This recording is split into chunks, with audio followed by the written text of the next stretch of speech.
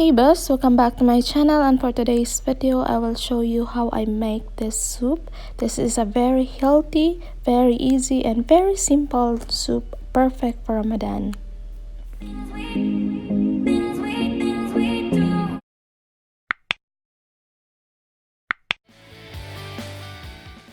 So these are the ingredients I have here. I chopped carrots, chopped potatoes, some pumpkin, a sliced onion. I have also here spices, a turmeric, coriander powder and cumin powder, also Maggi, salt, garlic, black pepper, and the adas, or they call it in English, is a lentil. So there are many types of lentils, a red one and a yellow one, so I love using the red one. The first thing to do is just saute the onion in a little bit of oil.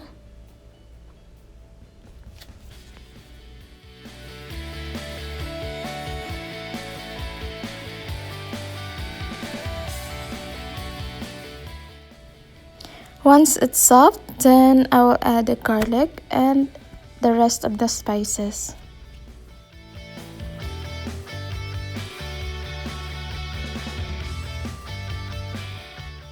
Then when everything is in fragrance, then just throw the vegetables in the pot, the carrots, potatoes, and pumpkin, also the lentil, o yung tinatawag na adas. Yung iba mga boss is just they throw everything in the pot and cook it or boil it. But me, sinosauté ko muna kasi para lumabas yung mga fragrance ng garlic, onion, at also the spices.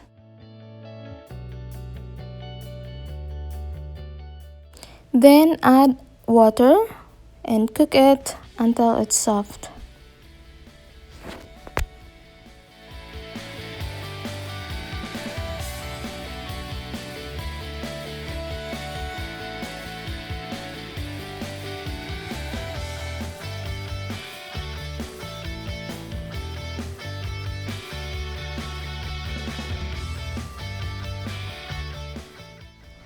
Then when it's cooked, then just set it aside before you hand blend it.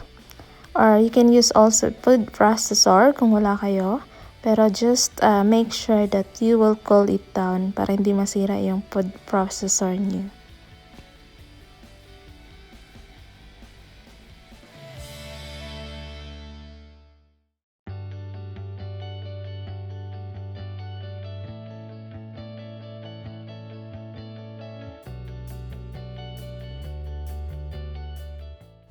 Here you go boss, it's done. If it is too sticky, then you can add water or whatever consistency you prefer.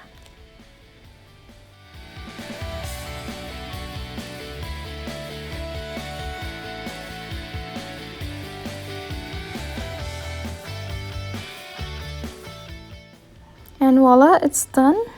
It is very simple, very easy and very healthy soup that the kids favorite here. They like it with feta bread or dried feta bread on top, or drizzle with lemon juice.